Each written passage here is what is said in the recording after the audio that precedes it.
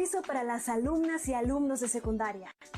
Los programas de regreso a clases Aprende en Casa 2, que verán a continuación, son de repaso de los aprendizajes del ciclo escolar anterior. Por ello verán que se les plantean algunas preguntas. No es necesario que las respondan, pero si les interesa contestar alguna de ellas, seguramente les ayudará a fortalecer sus aprendizajes. Recuerden también que cuentan con sus libros de texto para apoyar este repaso. Disfruten de la programación.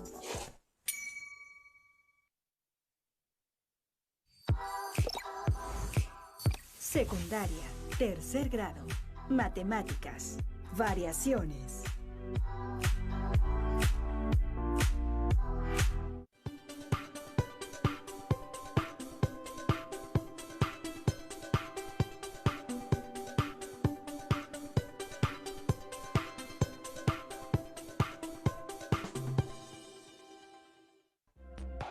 ¿Qué tal? Qué gusto que nos acompañen en esta nueva transmisión de Aprende en Casa.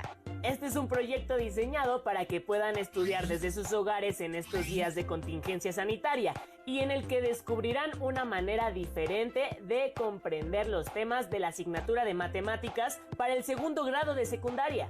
Antes de entrar en materia, es importante mencionarles que en medio de la situación que se está viviendo actualmente en el mundo entero, el tema de la salud es de suma relevancia.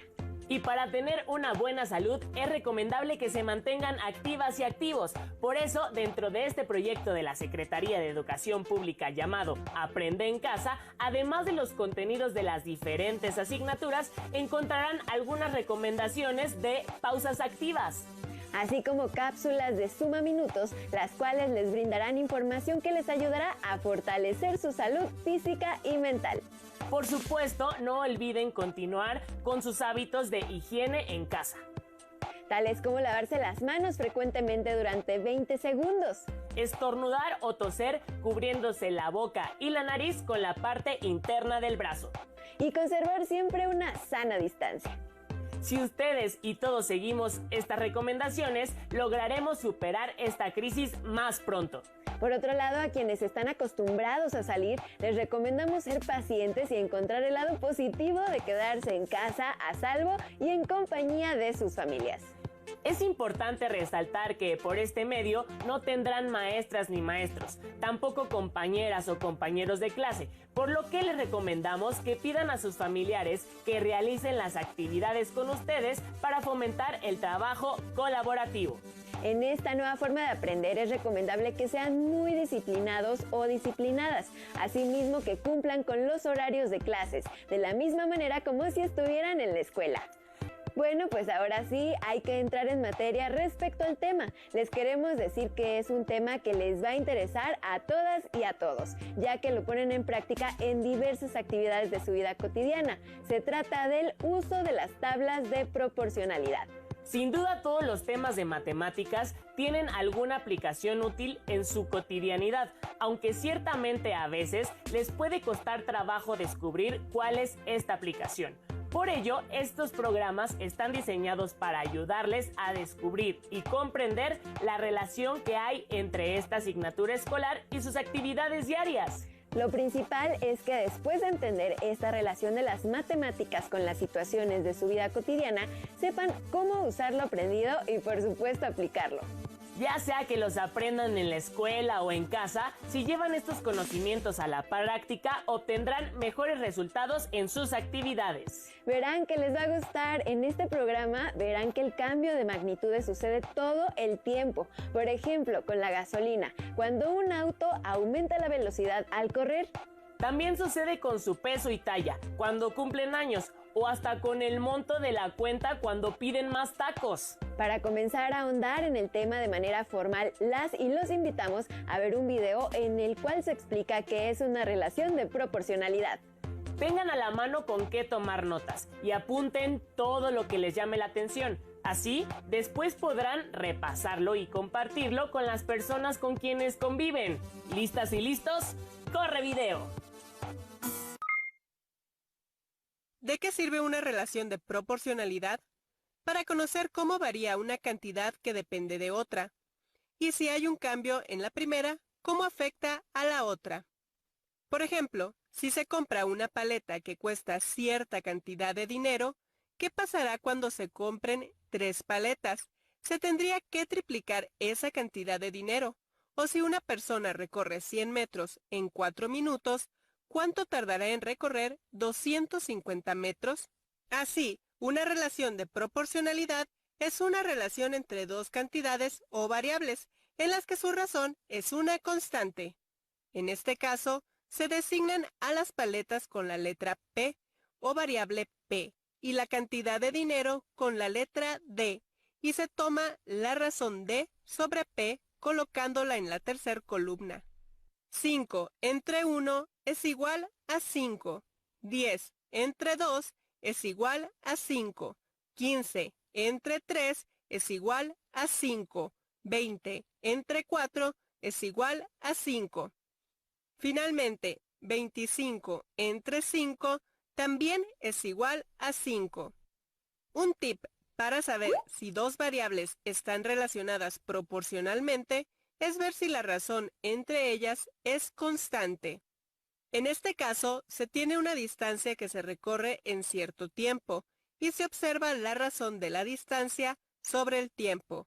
Quedaría 50 entre 2 igual a 25, 100 entre 4 igual a 25, 250 entre 10 igual a 25 y 300 entre 12 es igual a 25. Como todas las razones dieron una constante igual a 25, esta relación es de proporcionalidad. Se observa que las relaciones de proporcionalidad son muy comunes en la vida cotidiana, como es el caso del precio de las paletas o el tiempo que se tarda en recorrer una persona cierta distancia. Y al conocerse permite saber cómo cambian una con respecto de la otra.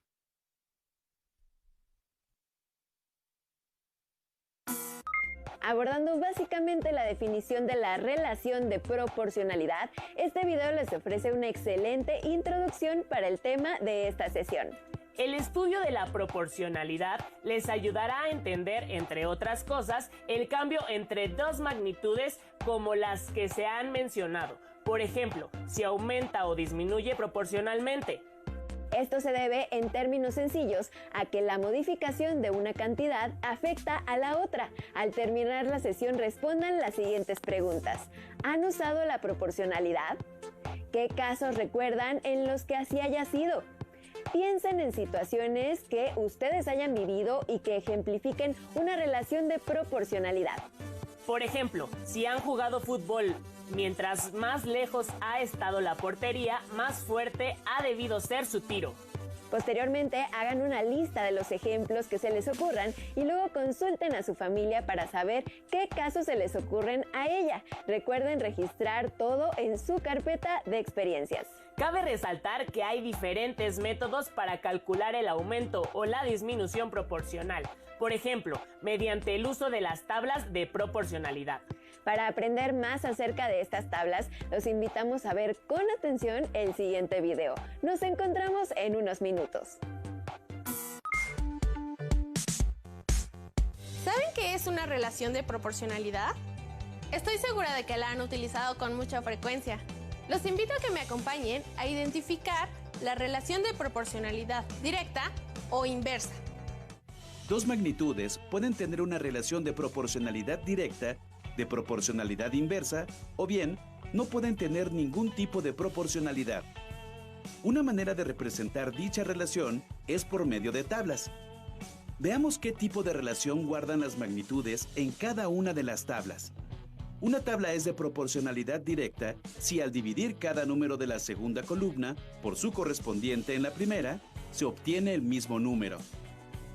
En cambio, la tabla es de proporcionalidad inversa si al multiplicar cada número de la segunda columna por su correspondiente en la primera, se obtiene el mismo resultado. Y cuando los números de una tabla no aumentan o disminuyen en la misma proporción, decimos que la tabla no es de proporcionalidad. Veamos algunos ejemplos. Observa los números de la siguiente tabla. ¿Es de proporcionalidad directa o de proporcionalidad inversa? Correcto, Es de proporcionalidad inversa porque al aumentar los números de la primera columna, disminuyen los de la segunda. Y al multiplicar los números de la primera columna por su correspondiente de la segunda, se obtiene el mismo resultado.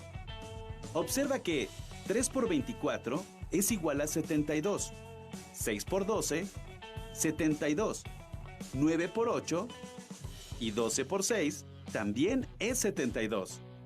¿Y esta tabla, qué tipo de proporcionalidad será? ¡Exacto! Es de proporcionalidad directa, porque los valores de ambas columnas aumentan. Y si se divide el valor de la segunda columna entre su correspondiente de la primera, se obtiene el mismo número. Observa que 450 entre 3 igual a 150. 750 entre 5 es 150. 900 entre 6 y 2250 entre 15 también es 150. Ahora analicemos la siguiente tabla. Observa que los números de la primera columna aumentan y los de la segunda disminuyen. Entonces, podemos pensar que hay una relación de proporcionalidad inversa, pero para comprobarlo, multipliquemos los números de la primera columna por su correspondiente de la segunda. Entonces, 5 por 720 igual a 3600. 10 por 360 es 3600. 15 por 240 también es 3600.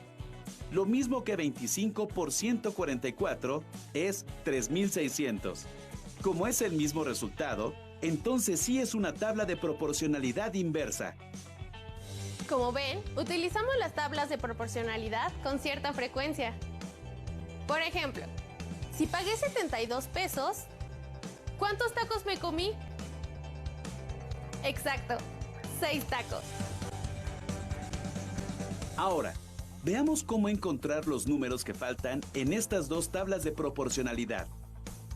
La tabla 1 es de proporcionalidad inversa y observamos que al número 4 le corresponde el 9.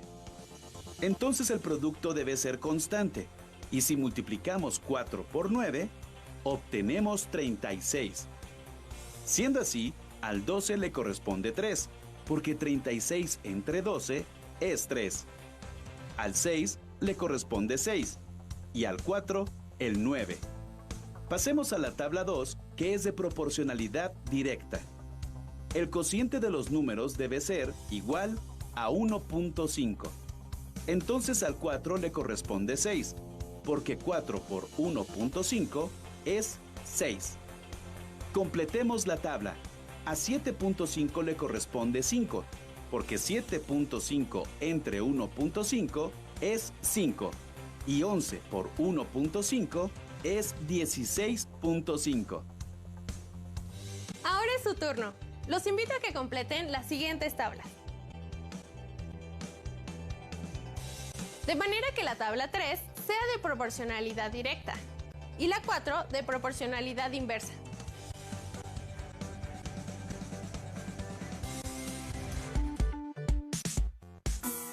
Ya estamos de regreso en el estudio. ¿Qué les pareció el video? ¿Fue claro?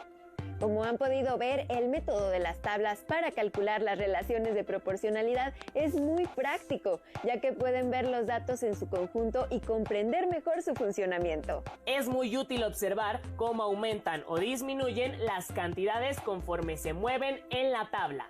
Tal vez los términos de variación, proporcionalidad les suenan complicados o muy técnicos, pero probablemente son términos a los cuales se enfrentan todos los días, ¿no crees?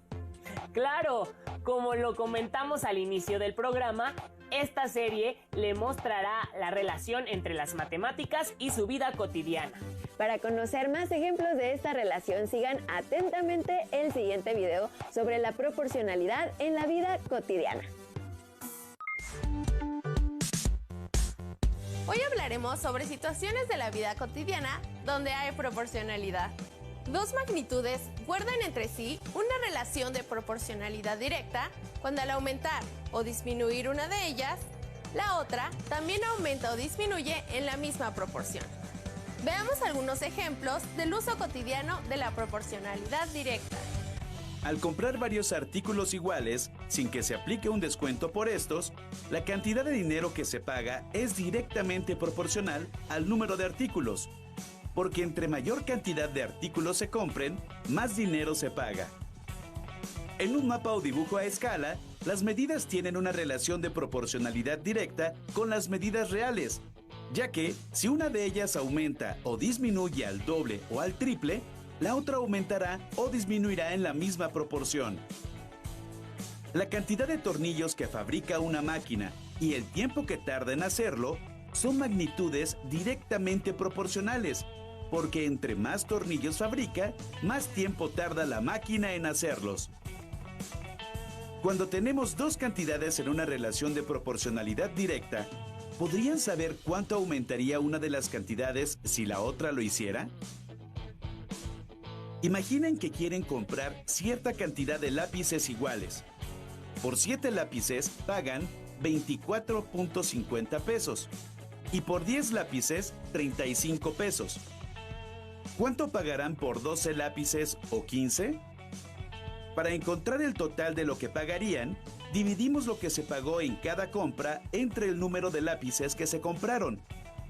En ambos casos, se obtiene el mismo número al que se le llama constante de proporcionalidad, que corresponde al precio de un lápiz. Ahora, solo necesitamos multiplicar esta cantidad por 12 y por 15. También existe otra relación de proporcionalidad, en la que al aumentar una de las cantidades, la otra disminuye en la misma proporción. A esta se le conoce como proporcionalidad inversa. Veamos algunos ejemplos de la vida cotidiana. La velocidad promedio a la que un automóvil recorre cierta distancia es inversamente proporcional al tiempo que tarda en recorrerla, porque entre mayor sea la rapidez del automóvil, menor será el tiempo que tarde en recorrerla. La cantidad de trabajadores que se requieren para hacer una barda, si todos trabajan con la misma rapidez, es inversamente proporcional al tiempo que tardan, porque entre más personas trabajen, menos tiempo tardarán en hacer la barda. El flujo de agua de una tubería y el tiempo que tarda en llenar un tinaco son magnitudes inversamente proporcionales, porque entre mayor cantidad de agua sale por la tubería, menos tiempo tarda en llenarse el tinaco. Ahora, ¿cómo creen que se utilice la constante de proporcionalidad en una relación de proporcionalidad inversa? Imaginen que van de viaje por una carretera con su familia a una ciudad que está a cierta distancia. Si el automóvil viaja a una velocidad promedio de 90 kilómetros por hora y no se detienen, tardarán 4 horas en llegar a la ciudad. Pero si van a 60 kilómetros por hora, tardarán 6 horas. ¿Cuánto tiempo tardarán si van a 40 kilómetros por hora o a 30 kilómetros por hora? En este caso tenemos que multiplicar el tiempo que tardan en llegar a su destino por la velocidad promedio a la que se mueve el vehículo. El resultado siempre es el mismo número, que es la constante de proporcionalidad. En este caso es la distancia a la cual está la ciudad a la que quieren llegar, que son 360 kilómetros. Entonces, basta dividir esta constante entre la velocidad a la que iría el automóvil, 40 o 30 kilómetros por hora. Exacto, 9 y 12 horas. Hemos visto algunos ejemplos de proporcionalidad directa e inversa, como el llenar el tanque de gasolina de un auto. ¿Ustedes qué creen? ¿La relación entre la cantidad de gasolina y el pago que se va a realizar será de proporcionalidad directa o inversa?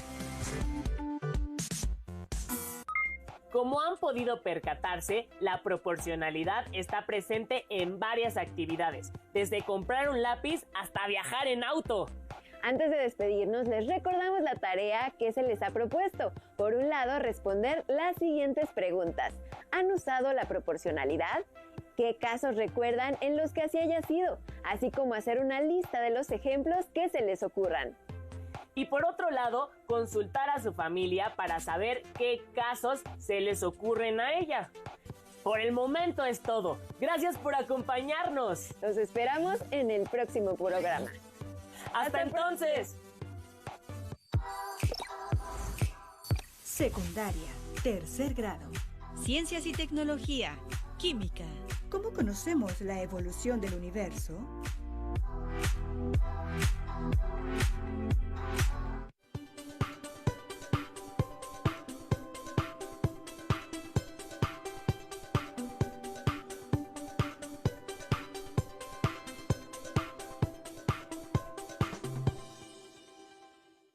Hola, ¿qué tal alumnas y alumnos de segundo grado de secundaria? Sean bienvenidas y bienvenidos a la programación de Aprende en Casa.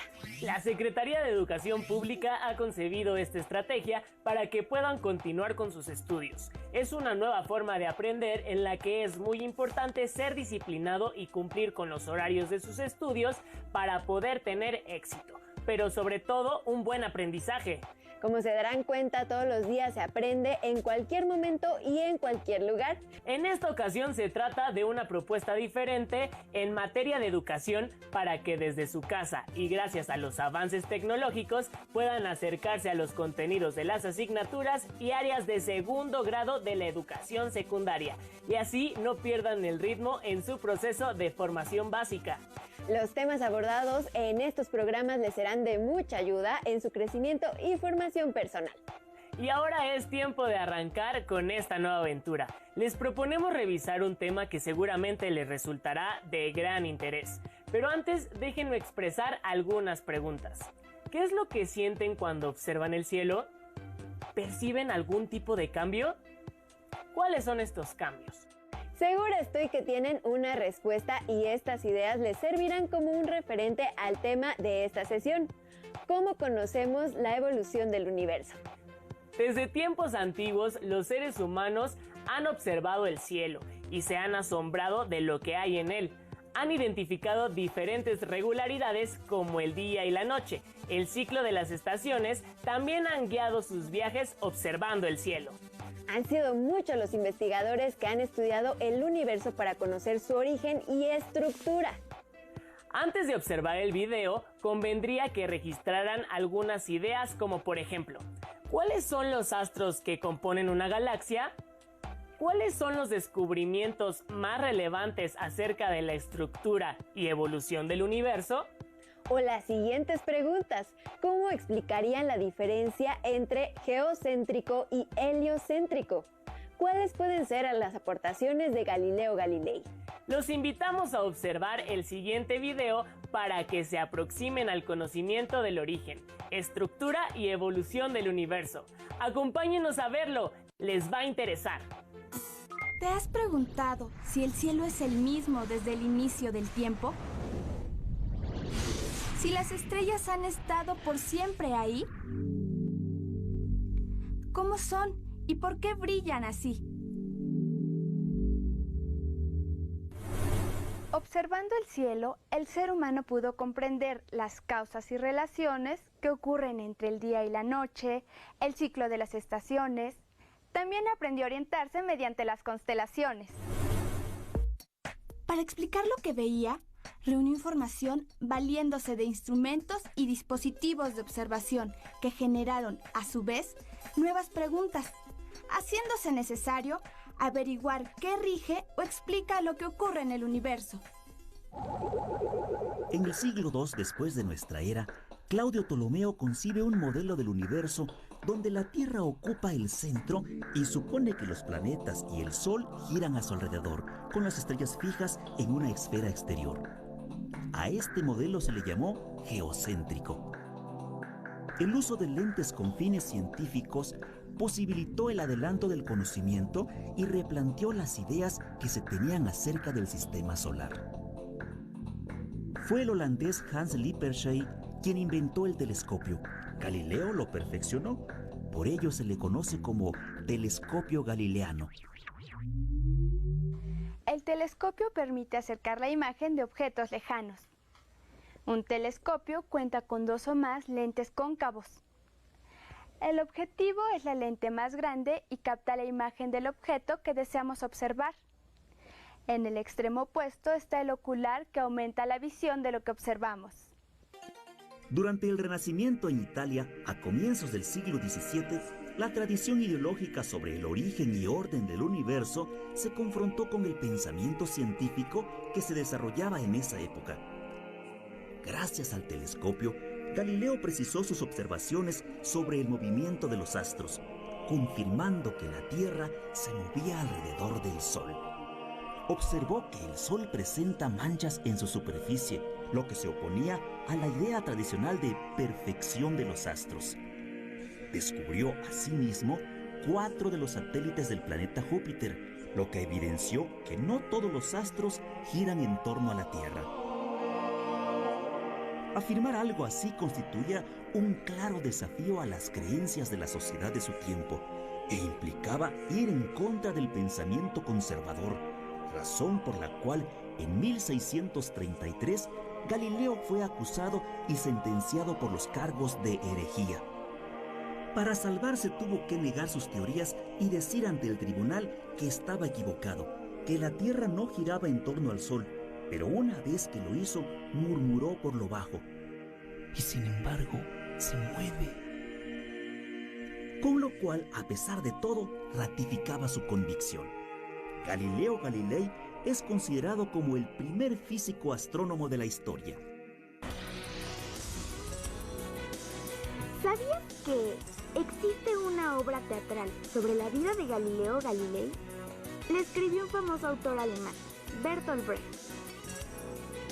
En esta obra se realiza una crítica hacia aquellas actitudes oscurantistas que impiden o dificultan el avance de la ciencia. Además, destaca la necesidad que tiene el ser humano por conocer el mundo que lo rodea. La ciencia, según Brecht, debe usarse para la liberación de la humanidad. Basado en el trabajo de Galileo, Nicolás Copérnico consideró que el Sol ocupa el centro del sistema, con los planetas girando alrededor en órbitas circulares. Este fue el primer modelo heliocéntrico. La innovación en las técnicas de observación del universo llevó al planteamiento de nuevas preguntas, siempre en afán de saber más. Además, el trabajo científico comenzó a consolidarse como una actividad metódica para conocer lo que sucede en la naturaleza. Así se originó el pensamiento científico moderno. Isaac Newton articuló los resultados astronómicos obtenidos por Kepler y Galileo, llevándolo a deducir la ley de gravitación universal, que indica con qué fuerza se atraen los cuerpos en función de su masa y su distancia. Para hacerla más comprensible, Newton utilizó una nomenclatura que representa los conceptos de fuerza, masa y distancia, así como la constante gravitatoria. Junto con la ley de gravitación universal de Newton, es posible describir exactamente el movimiento de los objetos celestes mediante las leyes del movimiento. Por ejemplo, se puede calcular la desviación en la trayectoria que experimentará un cometa al pasar cerca de un planeta y ser atraído por su fuerza de gravedad. Uno de los resultados de la observación del firmamento fue que el ser humano buscara explicaciones acerca del funcionamiento del mundo que le rodeaba. Con cada descubrimiento surgían nuevas explicaciones y también nuevas preguntas. El ser humano tuvo necesidad de registrar sus observaciones, compartirlas, discutirlas, aplicarlas. La humanidad enfrentó el reto de emplear el conocimiento y la tecnología para transformar su realidad laboral y social. El avance científico y el desarrollo tecnológico se vieron reflejados en la vida cotidiana del ser humano. Gracias al uso de modelos matemáticos, en la actualidad hasta se puede determinar la trayectoria de las naves rumbo a un planeta lejano y la distancia entre las estrellas.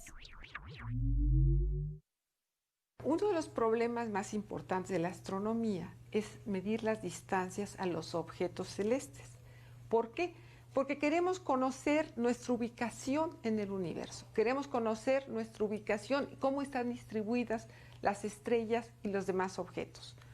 Ahora sabemos que el Sol forma parte de una galaxia que es un gran sistema de estrellas que tiene cientos de miles de millones de estrellas semejantes al Sol, y que hay muchos otros objetos, las galaxias semejantes a la nuestra, que se encuentran a enormes distancias.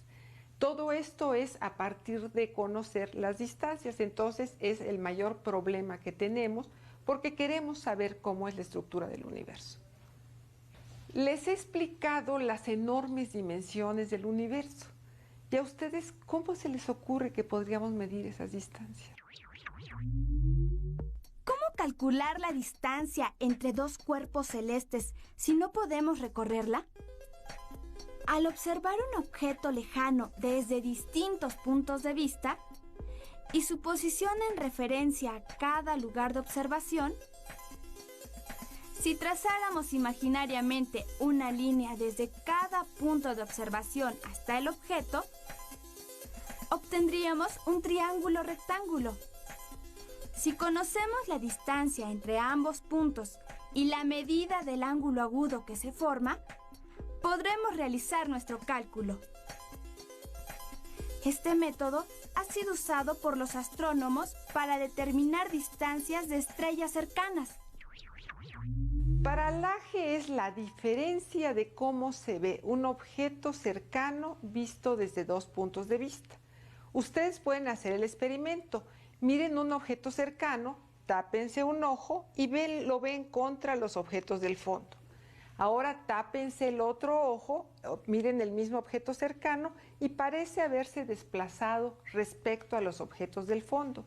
Este mismo método se usa en topografía para medir las distancias y las dimensiones de los terrenos, las alturas de las montañas, etc.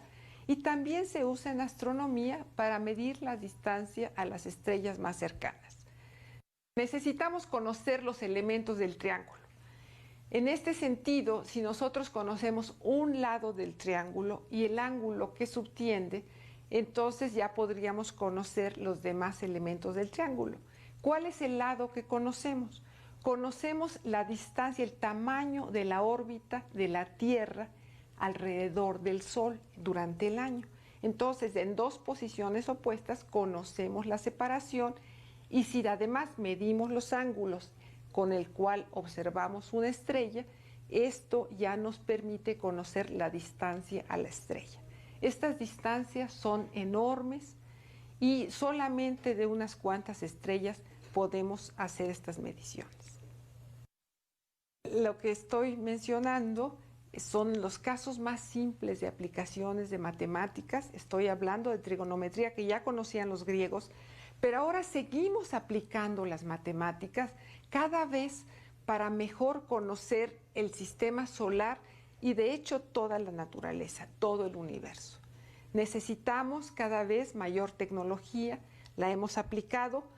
Por cierto, los científicos hemos desarrollado la tecnología muchas veces, otra aplicamos la que ya se conoce para mejor conocer todo lo que observamos. Cuando las estrellas están demasiado lejanas o requerimos medir la distancia de objetos celestes aún más distantes, como las galaxias, los astrónomos se valen del estudio de la luz emitida por los objetos celestes, en especial si dicha luz se descompone en su espectro electromagnético. Un espectro es el resultado de descomponer la luz emitida por alguna fuente en sus diferentes longitudes de onda. Cada elemento químico tiene un espectro característico que puede considerarse como su huella digital. De este modo, se puede saber la composición química de las estrellas a partir del espectro de los elementos que las conforman. Existen diferentes instrumentos para determinarlos. Los más importantes son el espectrógrafo y el espectroscopio. Estrellas, nebulosas, planetas, cometas, meteoritos, asteroides, hoyos negros y materia interestelar se aglutinan conformando una galaxia. Desde 1929 se descubrió que las distancias entre las galaxias aumentaban. ¿Será que se alejan unas de otras? ¿Será que el universo en sí se expande? Acompáñanos en la segunda parte de este programa. Es impresionante tener una idea de la cantidad de estrellas y galaxias que hay en el universo, pero solo es una aproximación, ya que no hay forma de saber exactamente cuántas estrellas existen. También conocer algunas técnicas que se utilizan para calcular la distancia entre los astros, así como la composición química de las estrellas y los componentes que forman una galaxia.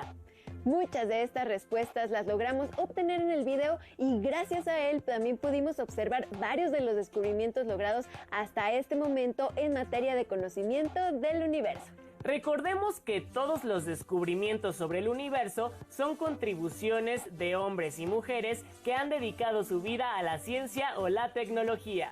México es un país con amplia historia en materia del estudio del universo y por ello los invitamos a investigar un poco más sobre las aportaciones que los científicos mexicanos han logrado para enriquecer el conocimiento de la humanidad.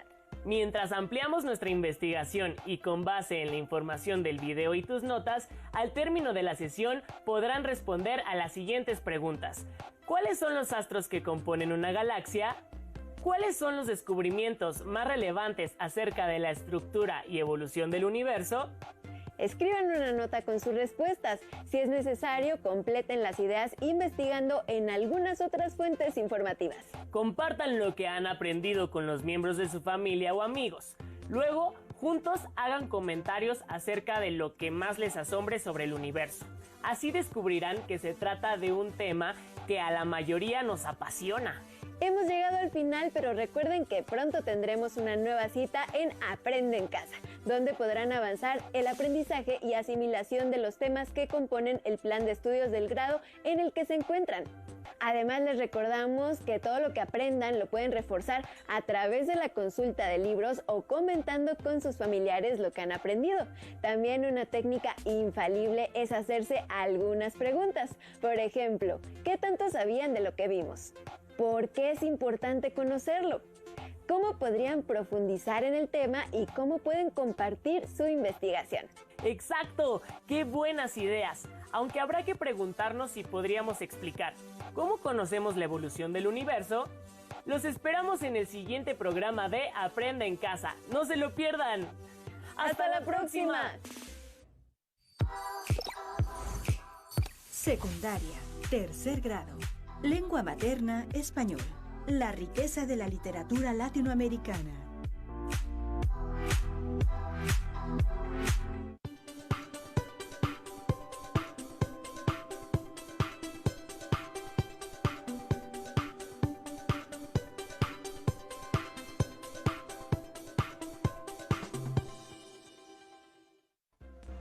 ¿Qué tal, alumnas y alumnos de segundo grado de secundaria? Sean bienvenidas y bienvenidos a la programación de Aprende en Casa, una nueva forma de compartir aprendizajes y avanzar en tu proceso educativo.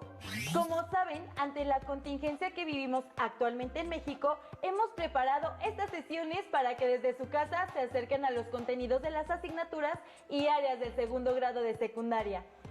Esta programación les servirá en su crecimiento personal y educativo. Además, les dará herramientas para que regresen a su escuela más fortalecidos, una vez que superemos esta emergencia sanitaria.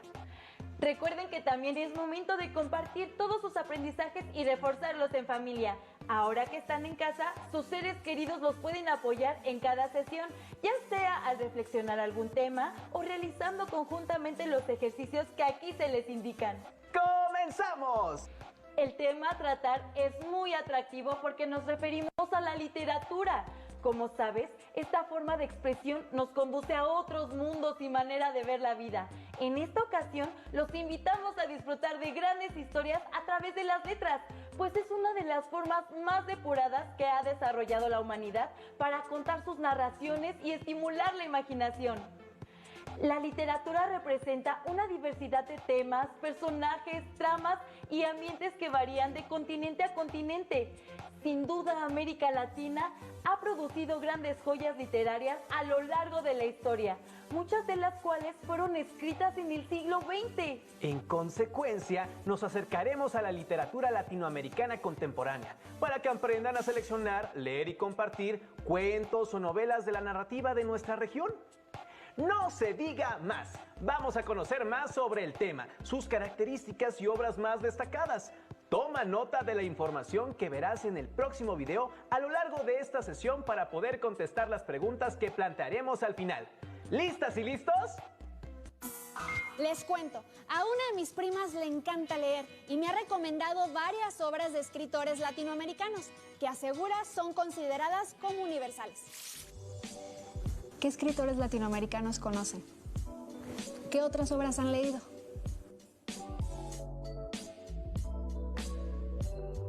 La literatura latinoamericana contemporánea abarca una gran cantidad de géneros, estilos, temas y autores. Es un mundo amplísimo.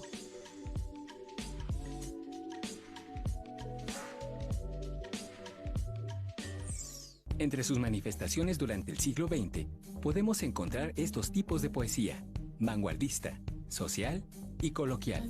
También está la novela regionalista, que tiene como tema la relación del hombre con la naturaleza, la novela de la Revolución Mexicana, la novela social indigenista o la novela de las dictaduras, todas con una temática centrada en los problemas políticos y sociales. ¿Por qué se le llama literatura latinoamericana? Porque se ha desarrollado en una misma región geográfica, que es América Latina, y contemporánea porque se ha escrito en los últimos 100 años.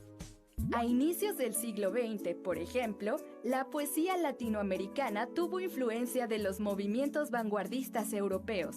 Un autor muy importante de la poesía vanguardista latinoamericana es el peruano César Vallejo. Trilce es uno de sus poemarios más importantes. En él, el autor inventa neologismos, usa juegos de palabras, propone cambios en el uso de las letras mayúsculas y minúsculas y ordena los versos de forma lúdica para crear la idea de un mundo abierto y en movimiento, como en el siguiente poema. Tiempo, tiempo, mediodía estancado entre relentes. Bomba aburrida del cuartel a chica. Tiempo, tiempo, tiempo, tiempo. Mañana, mañana, el reposo caliente aún de ser. Piensa el presente, guárdame para mañana, mañana, mañana, mañana. El título Trilce es una palabra inventada. Puede ser un verbo, un adjetivo o un nombre, incluso. ¿A qué les suena? ¿Les gustaría leerlo? Un representante de la narrativa fantástica es Jorge Luis Borges. En sus cuentos aparecen mitos clásicos, referencias literarias, símbolos y conceptos, como el tigre, el espejo, la biblioteca, el laberinto. Y los temas principales en su obra son el destino de los seres humanos, la muerte, el infinito y el tiempo cíclico. El Aleph es uno de sus cuentos más conocidos. En la parte inferior del escalón, hacia la derecha, vi una pequeña esfera atornasolada, de casi intolerable fulgor. Al principio la creí giratoria. Luego comprendí que ese movimiento era una ilusión producida por los vertiginosos espectáculos que encerraba. El diámetro del Aleph sería de 2 o 3 centímetros, pero el espacio cósmico estaba ahí, sin disminución de tamaño. ¿Qué creen que es el Aleph? ¿De qué tratará este cuento? La década de los 60 es un momento muy importante para la novela latinoamericana. Con la palabra boom, se nombra a un grupo de novelas y escritores que tuvieron un enorme éxito comercial y gran difusión más allá de las fronteras latinoamericanas, gracias a que renovaron las técnicas narrativas y mostraron nuevos puntos de vista en las obras. Entre 1961 y 1962 aparecen, por ejemplo, La muerte de Artemio Cruz, del mexicano Carlos Fuentes, Rayuela, del argentino Julio Cortázar, y La ciudad y los perros, del peruano Vargas Llosa, quien también ganó el Premio Nobel de Literatura en 2010. Y en 1967 se publica 100 años de soledad, del colombiano Gabriel García Márquez, otro ganador del Nobel de Literatura en 1982. Así comienza la novela. Muchos años después, frente al pelotón de fusilamiento, el coronel Aureliano Buendía había de recordar aquella tarde remota en que su padre lo llevó a conocer el hielo. Macondo era entonces una aldea de 20 casas de barro y caña brava construidas a la orilla de un río de aguas diáfanas, que se precipitaban por un lecho de piedras pulidas, blancas y enormes como huevos prehistóricos.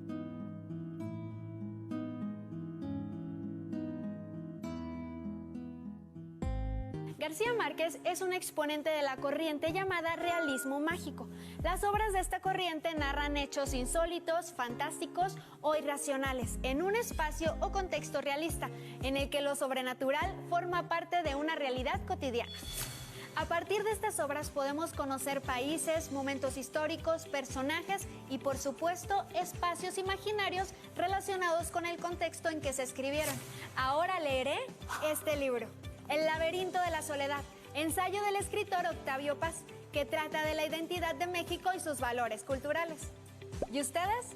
¿Cuál van a leer? Adiós.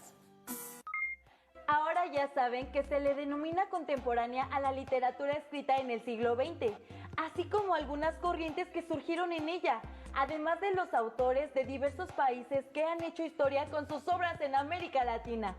¿Conocen algunos autores de los que se mencionaron o han leído algunos de los libros referidos? Como observaron, estas obras tienen que ver con el contexto de cada zona y en algunos casos con corrientes literarias de otros países como las vanguardias, de las que se desprendieron otros movimientos distintos en los que se experimentó con nuevas formas de escritura. Como ejemplo, podemos resaltar el llamado boom latinoamericano, que fueron relatos con características regionales, es decir, propias de cada país.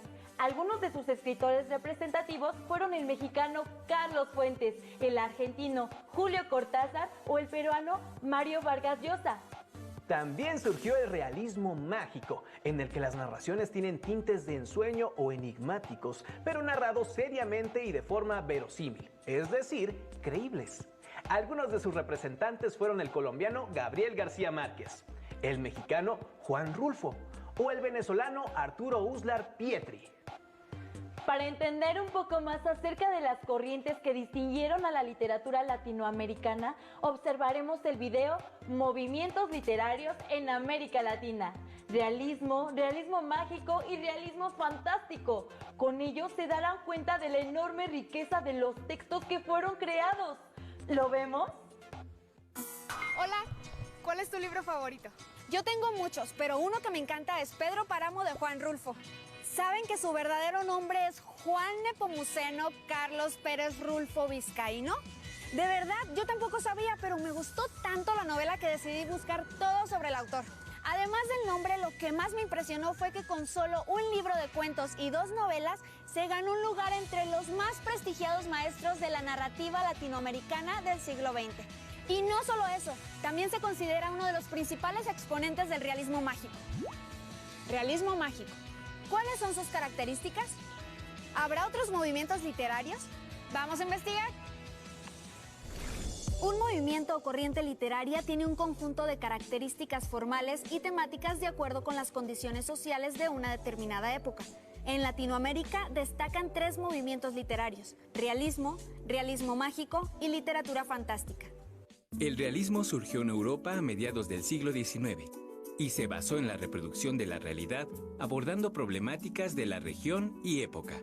En Latinoamérica cobró auge a principios del segundo cuarto del siglo XX y abordó los problemas sociales de las diferentes ciudades latinoamericanas con una gran sensibilidad hacia las personas vulnerables o desprotegidas. En la mayoría de las obras, este movimiento presenta un tono melancólico y desencantado. Un ejemplo de ello es la novela Doña Bárbara, del escritor venezolano Rómulo Gallegos. Esta refleja la corrupción, la injusticia y el latifundismo ocurrido en Venezuela durante esa época. Escuchen este fragmento. Insensibles al tórrido sol, los broncíneos cuerpos sudorosos, apenas cubiertos por mugrientos pantalones remangados a los muslos, Alternativamente afincan en el limo del cauce largas palancas. Doña Bárbara, fragmento. La narrativa indigenista, la regionalista y la de gauchos también son consideradas de tipo realista. El realismo mágico se caracteriza por incluir elementos maravillosos en narrativas realistas de corte regional. En sus historias ocurren sucesos improbables o raros, que para los personajes son normales. Incluso para el lector, esa magia es parte de la realidad. Pero es importante destacar que nunca trata de lo sobrenatural, todo es parte de los sucesos normales y cotidianos. Entre sus principales exponentes se encuentra el escritor mexicano Juan Rulfo, con su obra Pedro Páramo. Escuchemos el siguiente fragmento. Me di cuenta que su voz estaba hecha de hebras humanas, que su boca tenía dientes y una lengua que se trababa y destrababa al hablar, y que sus ojos eran como todos los ojos de la gente que vive sobre la tierra. Pedro Páramo, fragmento. La literatura fantástica se caracteriza porque el autor juega con la realidad y la manipula a su antojo, creando problemas de hechos sobrenaturales o irreales, es decir, que no obedecen las reglas de la realidad. Por lo que lo sobrenatural simplemente transgrede y se manifiesta en el mundo racional. Los elementos sobrenaturales irrumpen comúnmente en ambientes urbanos. Uno de sus exponentes es el escritor argentino Julio Cortázar, en su obra Continuidad de los Parques. Después de leer sobre el realismo mágico, entendí mejor el universo de Pedro Páramo. Si pueden, léanlo, para que sepan de lo que les hablo. Por lo pronto, yo saqué otras joyas literarias que se ven muy interesantes y que ya quiero leer. La muerte tiene permiso, de Edmundo Valadez, que pertenece al realismo. La Casa de los Espíritus, de Isabel Allende, que forma parte del realismo mágico. Y Las Ruinas Circulares, de Jorge Luis Borges, que pertenece a la literatura fantástica. Todos ellos son escritores de la narrativa latinoamericana del siglo XX. Anímense a leer estas obras. Les aseguro que se van a emocionar tanto como yo. Adiós. ¿Qué les parecen los movimientos que vimos? Increíbles, ¿no?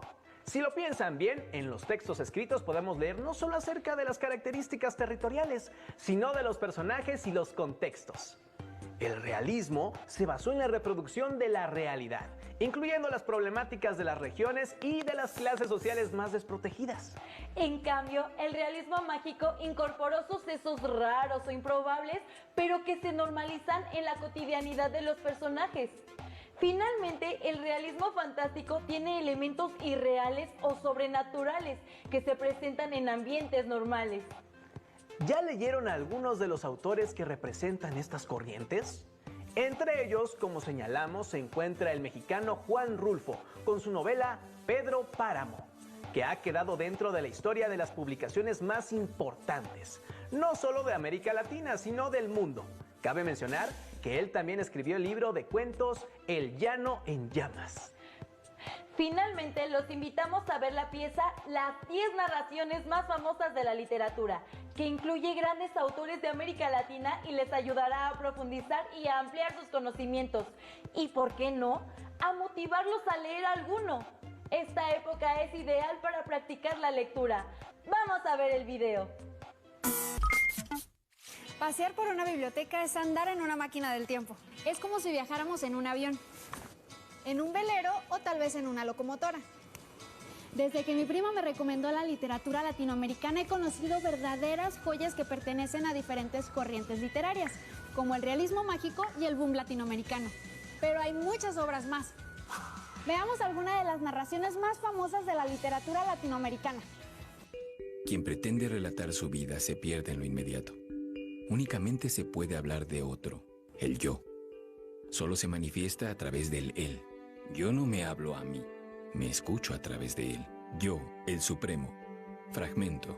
Este fragmento es la obra literaria Yo, el Supremo, de Augusto Roa Bastos, quien fue uno de los escritores más importantes de su país, Paraguay, y de la literatura latinoamericana. Yo, el Supremo es una novela que se publicó en 1974. En esta se narra la dictadura que vivió su país natal. Es una de las historias más importantes de la llamada novela del dictador, una narrativa que documenta la injusticia y el abuso de poder en la historia de nuestro continente, como la conquista occidental sobre Latinoamérica. El abuso de dictaduras y gobiernos son el tema principal de este tipo de novela. Otra obra representativa de esta narrativa es Doña Bárbara, del escritor Rómulo Gallegos. La vida es una cosa fenomenal. Lo mismo pal de adelante que pal de atrás. Escribió el boricua Luis Rafael Sánchez en La guaracha del Macho Camacho. Esta novela se publicó en 1976 y es una de las obras más emblemáticas de la literatura puertorriqueña y una de las representantes de la narración experimental. Es una historia que debes leer, porque narra con humor y picardía enredos, malentendidos y personajes que representan la cultura de Puerto Rico. Una obra que sin duda te sacará una que otra carcajada. Esta novela es una obra que representa lo que se denomina novela experimental. Tiene un lenguaje rítmico en prosa que al leerlo en voz alta y rápido se percibe. El cuento El Aleph de Jorge Luis Borges y la novela Pedro Páramo de Juan Rulfo también son obras representativas de la experimentación e innovación literarias. Me miras. De cerca me miras. Cada vez más cerca y entonces jugamos al cíclope. Nos miramos cada vez más de cerca y los ojos se agrandan, se acercan entre sí, se superponen y los cíclopes se miran, respirando confundidos. Rayuela. Fragmento. Este es un fragmento de Rayuela, un clásico escrito por el argentino Julio Cortázar.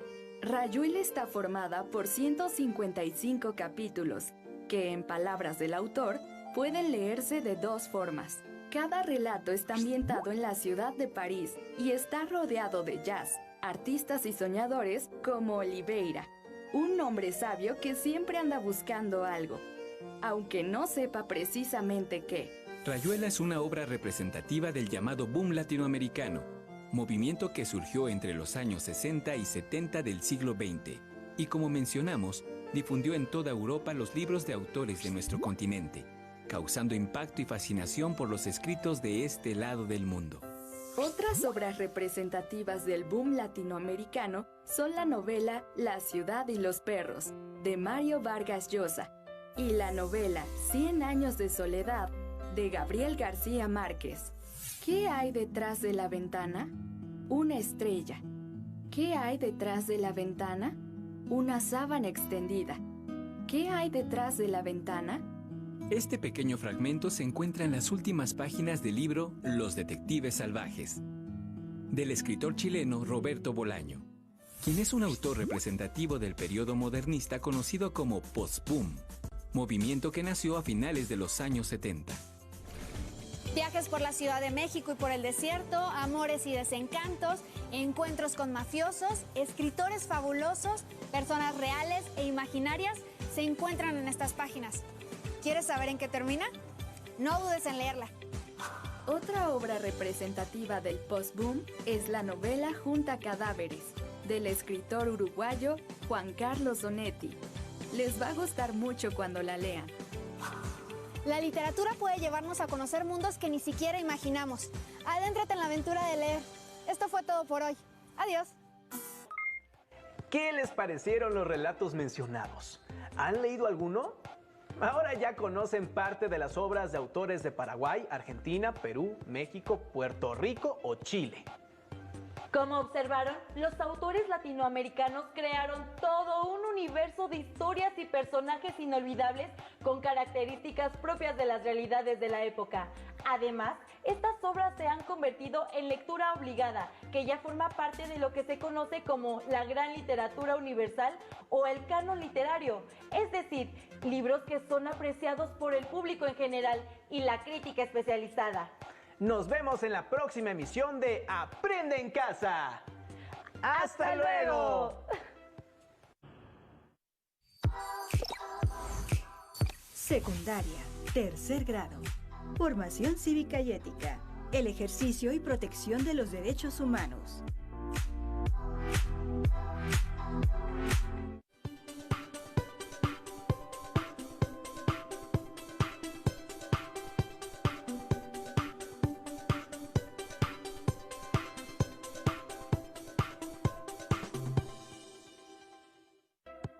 Bienvenidas y bienvenidos a una emisión más de Aprende en Casa, estrategia de la Secretaría de Educación Pública para reforzar los aprendizajes de la comunidad educativa. Estamos por comenzar una sesión de formación cívica y ética de segundo grado, cuyo título es El ejercicio y protección de los derechos humanos. Hablaremos de la importancia de ejercer y proteger los derechos humanos de todas las personas que, independientemente de cualquier condición, tienen la misma dignidad y derechos. Invitamos a sus familiares a que les ayuden a enriquecer los contenidos con sus comentarios y reflexiones. Estos valores están presentes en la Declaración Universal de los Derechos Humanos, firmada en 1948. Estos derechos están consagrados en leyes tanto nacionales como internacionales.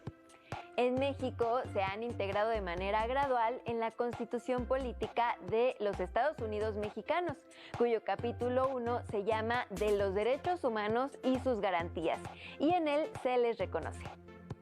Como se señala en el artículo 1 de la Carta Magna, en México todas las personas gozarán de los derechos humanos reconocidos en la Constitución y en los tratados internacionales de los que nuestro país sea parte. Sin embargo, los derechos de las personas se han ido modificando con el paso del tiempo o se aplican de manera distinta en diferentes grupos. Para continuar reflexionando acerca de los cambios en los derechos humanos, los invitamos a ver el siguiente video. Como mexicanos debemos estar orgullosos de un código de leyes como el de nuestra Constitución, que antes que cualquier otra cosa sostiene la igualdad de todos los ciudadanos ante la ley. En el próximo segmento veremos que hubo épocas de la humanidad en que grandes sectores de la población no gozaban de derecho alguno. Hoy en día, semejantes estados de barbarie aún se viven bajo algunas dictaduras. Y cuando el equilibrio de la justicia se rompe, las consecuencias para la civilización resultan nefastas. El desorden y la violencia hacen entonces su aparición. Parece ser que a más de 800.000 años de evolución, el ser humano sigue necesitando reglas que guíen su conducta.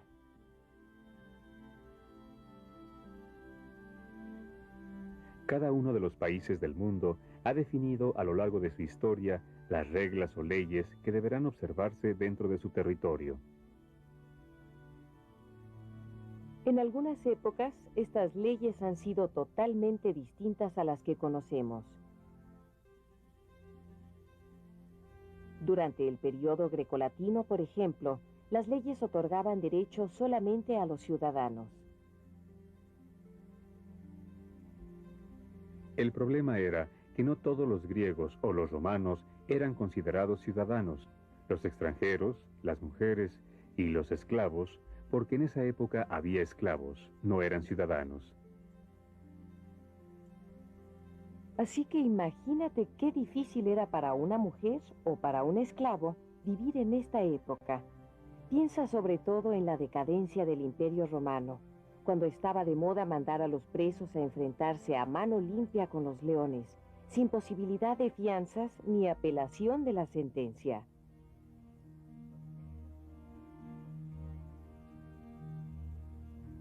Hemos mencionado que había esclavos, pero la idea de la existencia de la esclavitud y que ésta fuera tan natural como la vida misma es difícil de aceptar para nosotros. Desgraciadamente, la esclavitud ha existido en periodos más recientes que el de la época de los romanos.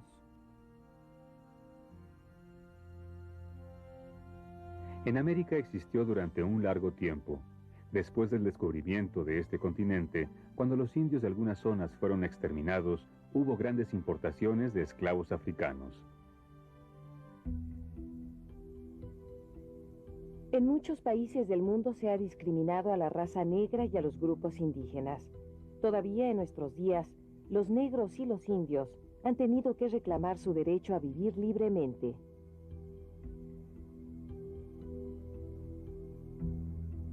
Pero no solo la esclavitud ha sido un problema más o menos reciente. En nuestros días existen muchos lugares en el mundo en los que las mujeres sufren la discriminación de sus compatriotas masculinos. En algunos países, las mujeres no tienen los mismos derechos que los hombres, pues son casi una propiedad más de estos. Otro ejemplo de trato inhumano es el que suelen vivir de manera cotidiana los habitantes de un país que ha sido sometido a la dictadura. En estos casos, es muy frecuente que se violen los derechos humanos con el propósito de mantener el orden político de la dictadura. Termina la libertad de vivir, la libertad de hablar y de pensar, la libertad de movimiento y de diversión.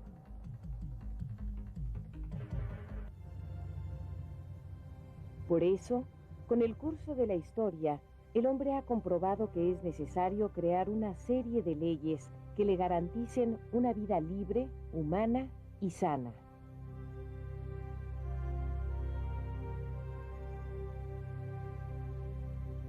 En el caso de México, estas garantías están redactadas en los primeros artículos de la Constitución Política de los Estados Unidos Mexicanos. En ella podemos encontrar que antes de iniciar las leyes que nos dan derecho a la libertad, a la seguridad y a la libre expresión, entre otras, hay una ley que establece la igualdad de todo individuo frente a nuestras leyes. Esto quiere decir que el primer artículo de nuestra Constitución dice que todo individuo que esté en nuestro territorio tendrá los mismos derechos y obligaciones de la ley mexicana. Nuestras leyes no están hechas solamente para un grupo de gente, como un grupo de ciudadanos o los hombres o los individuos que alcancen cierta edad, como se ha hecho en otras épocas a lo largo de la historia. No, para las leyes mexicanas no importa si se es extranjero o mujer, todos tenemos derecho a su protección. Basta solo con estar dentro del territorio mexicano.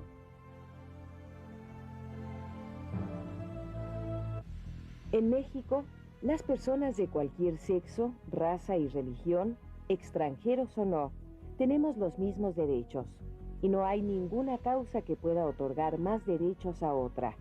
Por eso, en la dramatización de este programa, hemos visto que para un juez justo no hay diferencia entre condición social ni raza. Los derechos humanos no siempre han sido iguales para todas las personas. Aunque actualmente los derechos están reconocidos de forma universal, existen situaciones que atentan contra las personas y se llaman violaciones a los derechos humanos.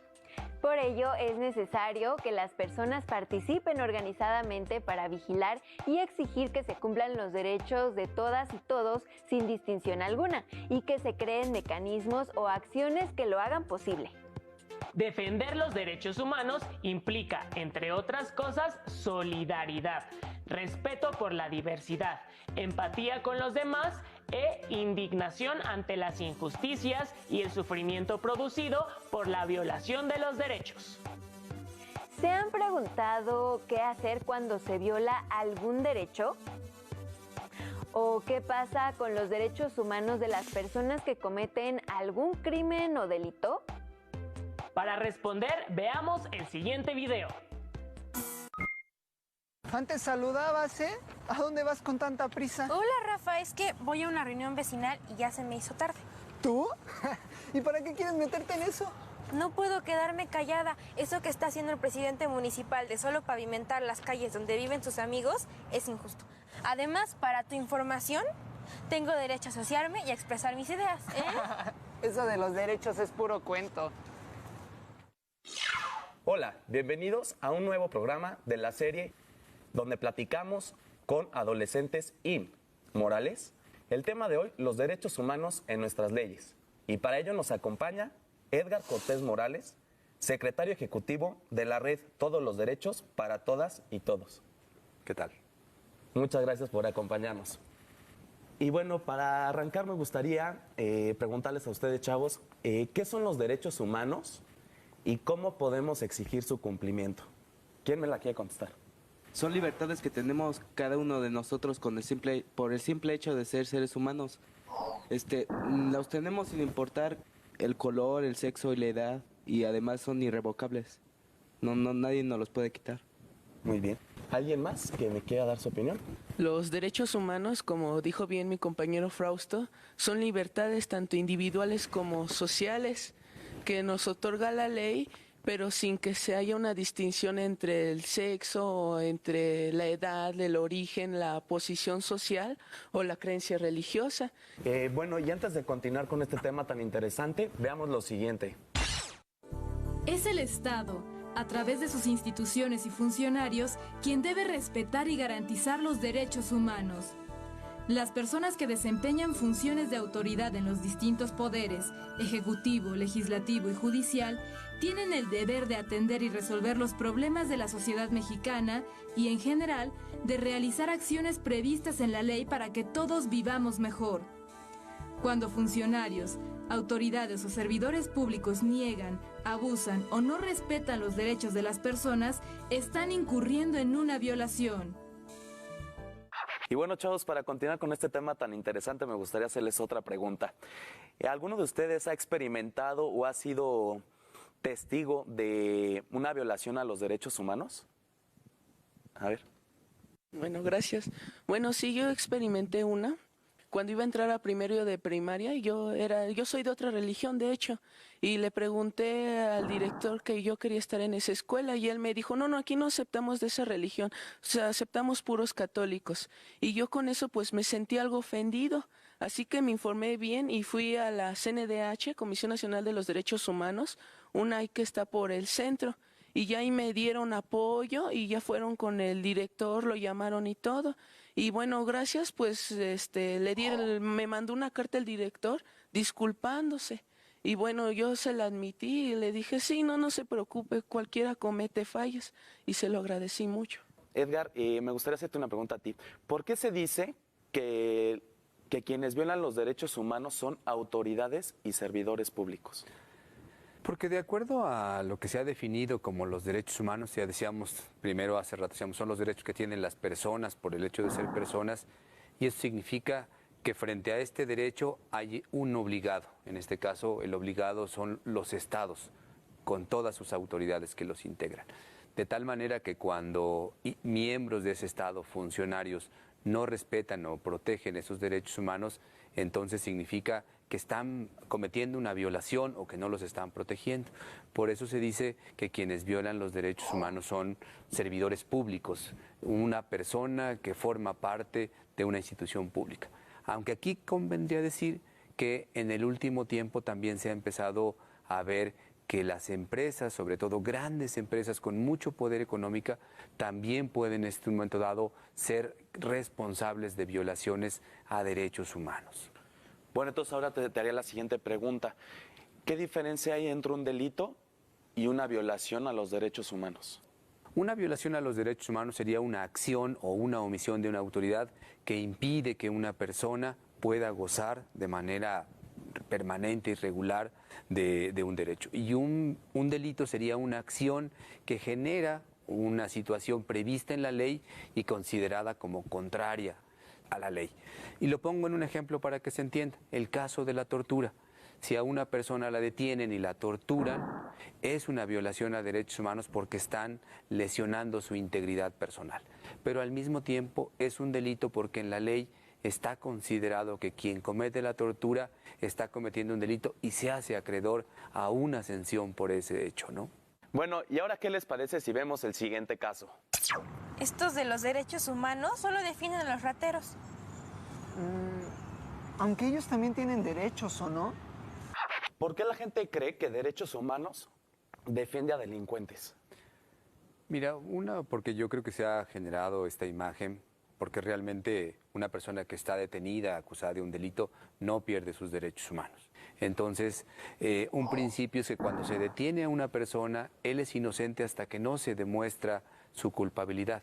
Pero que aunque uno esté detenido, acusado de un delito, tiene una serie de derechos como tener un abogado, tener posibilidad de presentar pruebas para mostrar la inocencia, tener comunicación con tu familia, etcétera. Entonces, yo creo que defendemos a los delincuentes porque los delincuentes también tienen derechos, ¿no? Porque el hecho de que hayan cometido un delito no quiere decir que los pierdan y porque además en un momento dado se puede acusar de manera falsa a una persona que realmente no cometió el delito y eso también tenemos que cuidar eso. ¿Qué crees que te toca hacer a ti para que tus derechos sean garantizados? Pues ir con las autoridades para pedirles que se cumplan mis derechos.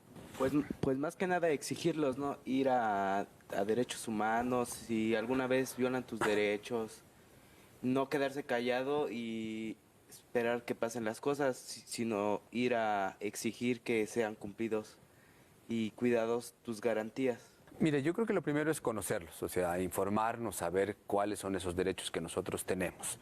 Segundo, ciertamente creo que es que cuando alguna autoridad intenta violentarnos, insistir y exigir que nos lo respete. Si eso no sucede, tenemos la posibilidad de ir ante una autoridad y denunciar eso, porque muy probablemente esa violación pueda ser un delito, entonces se tiene que investigar. Pero también está la posibilidad de que vayamos a una comisión de derechos humanos, ya sea de nuestro lugar donde estamos, de nuestro estado o de la Comisión Nacional también. Entonces, hay todas estas posibilidades, pero yo diría que lo fundamental es que nosotros sepamos cuáles son nuestros derechos y no se nos olvide que son nuestros derechos, entonces que nosotros tenemos que exigirlos y reclamarlos de manera fundamental.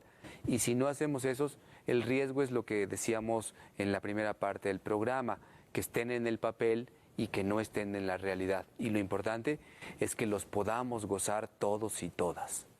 Muchísimas gracias. Y bueno, lamentablemente hemos llegado al final del programa y no me queda más que agradecer la presencia de ustedes, chavos, de Edgar, gracias por acompañarnos y haber participado con nosotros. Y bueno, a todos ustedes, los espero en el siguiente programa de Adolescentes IN Morales. Es deber aquello que exigimos de los demás. Las instituciones y autoridades deben atender a todas las personas respetando sus derechos y dignidad, sin discriminación y de forma imparcial. Incluso cuando una persona comete un crimen, se deben respetar sus derechos humanos, pues cometer un delito no implica que los pierda. La violación de los derechos humanos se puede dar por parte de las instituciones o autoridades, pero también de otros ciudadanos o empresas. Cuando esto sucede, es posible acudir a organismos encargados de hacer que se cumplan los derechos y en algunos casos llevar a cabo acciones en contra de los responsables de los daños. ¿Han tenido que acudir a alguna institución por la violación de alguno de sus derechos?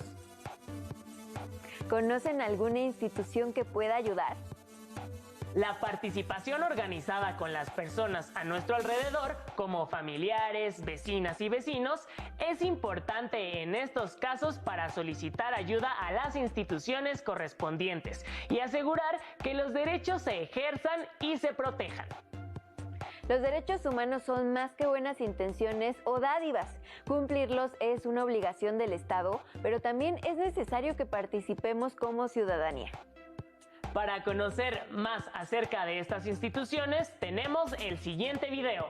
Presten especial atención a los derechos que protegen las organizaciones que se mencionan. En México, hay instituciones de gobierno que conforman el sistema de derechos humanos y tienen entre sus atribuciones el prevenir que se violen los derechos humanos, así como denunciar a las personas e instituciones que no están cumpliendo con sus obligaciones en el marco de las leyes que cuidan que no se cometan injusticias. ¿Y cuáles son esas instituciones? Las instituciones a las cuales se puede acudir para hacer valer los derechos son la Comisión Nacional de los Derechos Humanos, que se encarga de cuidar y hacer valer los derechos humanos de las personas. Las agencias del Ministerio Público que orientan a los ciudadanos para levantar denuncias por hechos delictivos o accidentes. La Procuraduría Federal del Consumidor protege los derechos de las personas al adquirir un producto o servicio. La Secretaría del Trabajo y Previsión Social vigila que se cumplan los derechos de los trabajadores para evitar riesgos a la salud, maltrato o discriminación. Además, promueve la creación de empleos formales y vigila las relaciones laborales. La Fiscalía General de la República hace cumplir las leyes de la Constitución Política, además de impartir y procurar justicia. Algunas de las organizaciones internacionales no gubernamentales defensores de los derechos humanos son: la Organización de las Naciones Unidas, ONU, se creó en el año 1945 con el objetivo de colaborar en pro de la paz y promover soluciones a los conflictos entre países. La UNESCO es la Organización de las Naciones Unidas para la Educación, la Ciencia y la Cultura. Tiene por objetivo construir y promover la paz. Su trabajo consiste en coordinar la cooperación proveniente a nivel internacional en la educación, la ciencia, la cultura y la comunicación. UNICEF, o Fondo de las Naciones Unidas para la Infancia, es una organización sin fines de lucro que opera en más de 190 países con el objetivo de proteger los derechos humanos de todas las niñas y los niños. UNICEF también realiza misiones de protección a la infancia, promueve la educación de los menores, interviene en situaciones de emergencia como desastres naturales. Human Rights Watch es una organización internacional sin fines de lucro. Su misión es defender la dignidad humana y garantizar el cumplimiento de los derechos humanos para todos, en espacios como la política, la justicia y de los diferentes gobiernos de los países integrantes. La Organización Mundial de la Salud, OMS, se creó en 1948 y se dedica a construir un futuro más saludable. Promueve y garantiza que todas las personas tengan acceso a los distintos servicios de salud. Amnistía Internacional, que es un movimiento conformado por personas de la sociedad civil, con más de 7 millones de integrantes de 150 países y que tiene por tarea investigar situaciones de abuso o violaciones de los derechos humanos, además de exigir justicia para las personas que han sufrido dichos abusos. El Centro para la Acción Legal en Derechos Humanos se ocupa de todos los asuntos que se encuentren relacionados con la Declaración Universal de los Derechos Humanos. En México, todas las autoridades tienen la obligación de promover, respetar, proteger y garantizar los derechos humanos, reconocidos en la Constitución Política de los Estados Unidos Mexicanos y de los tratados internacionales en los que el Estado mexicano es parte. En una sociedad democrática, toda persona tiene derecho a disfrutar de bienes como la vida, la libertad o la integridad, que favorezcan las condiciones mínimas para vivir con dignidad, justicia, libertad, paz e igualdad. Aunque los derechos humanos están comprometidos en las normas jurídicas y en numerosos textos oficiales de México y el mundo, la tendencia de los gobiernos a violarlos hace necesario emprender actividades para exigir su respeto. Esta tarea es un derecho de toda persona. Es también un deber de los estados y de la comunidad internacional. Es de suma importancia conocer las obligaciones de las autoridades en cuanto a derechos humanos y saber a qué instituciones podemos acudir en caso necesario. ¿Y tú? ¿A qué instituciones acudirías para denunciar alguna injusticia que se cometa en tu comunidad? En un Estado de Derecho, las autoridades tienen la función de garantizar y proteger los derechos humanos de todas las personas a través de diversas instituciones que tienen la facultad para actuar en casos donde se cometen abusos para que no queden impunes y las personas responsables reciban la sanción correspondiente. En México operan la Comisión Nacional de los Derechos Humanos y las Comisiones Estatales de Derechos Humanos. Para que las personas exijamos nuestros derechos, es importante comenzar por conocerlos. Como adolescentes pueden explorar los documentos donde se encuentran plasmados sus derechos, como la Constitución Política de los Estados Unidos Mexicanos, para que sepan exigirlos cuando no se cumplen o se transgreden. Escriban lo que reflexionaron sobre la importancia del respeto a los derechos humanos y su defensa. Les recomendamos leer el libro El autobús de rosa de Fabrizio Silei, una historia que nos muestra un caso en el que los derechos no se aplicaban por igual entre las personas. Fue un gusto acompañarlos en esta sesión de Aprende en Casa. Los esperamos la próxima. ¡Hasta pronto!